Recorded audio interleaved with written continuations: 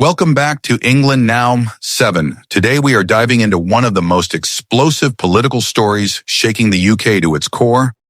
This is a moment nobody saw coming, a royal move that has thrown Westminster into chaos and left the entire nation questioning.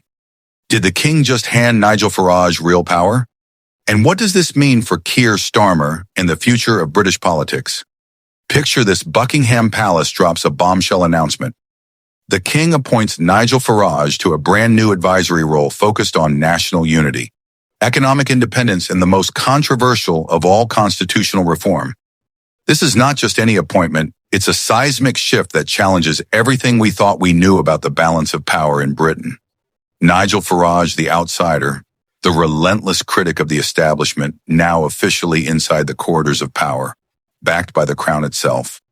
This is the kind of political shockwave that will dominate headlines and conversations for years to come.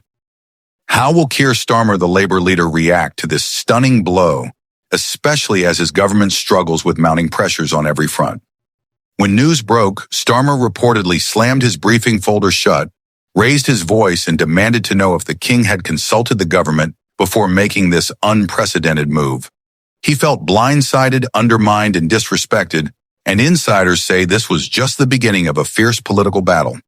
Is this royal decision a bold strategy to unite a divided country, or a dangerous gamble risking deeper polarization? Some analysts believe the king is trying to channel Farage's influence into a controlled framework. Others warn this could ignite a constitutional crisis. Now take a moment to think.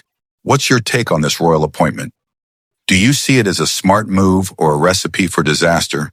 Let us know in the comments below, and don't forget to hit that like button and subscribe to England Now 7 for more updates on this political earthquake. Meanwhile, Farage himself couldn't hide his excitement. Standing outside Buckingham Palace, he declared the honor of this new role and promised to restore Britain's pride and give a voice to ordinary people. His supporters erupted in celebration, calling it a long overdue recognition, while opponents warned of the risks of further division and unrest. Social media exploded with trending topics like King backs Farage and Starmer meltdown, showing just how electrified the public is by this seismic shift.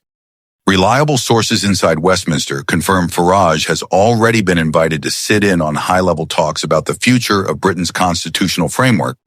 This could give him unprecedented power to shape decisions that affect the very foundation of British democracy.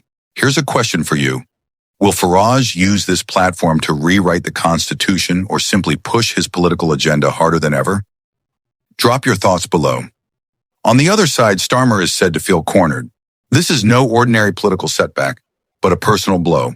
One insider said the Prime Minister feels sucker punched by this move. Could this appointment be the start of a formal alliance between the monarchy and the populist right, a development that would redraw the UK's political map and shift working-class voters away from Labour forever? Britain now stands at a historic crossroads between the steady leadership of Starmer and the rising force of Farage, backed by royal legitimacy. What happens next could redefine the nation for decades to come. So what do you think? Is this a new beginning for unity or the prelude to a constitutional crisis? We want to hear your opinions. Make sure to like, share, and subscribe, and hit the notification bell so you never miss a moment of this gripping story. Stay tuned to England Now 7, where we bring you every twist, every revelation, and every consequence of this breathtaking political saga unfolding right before our eyes.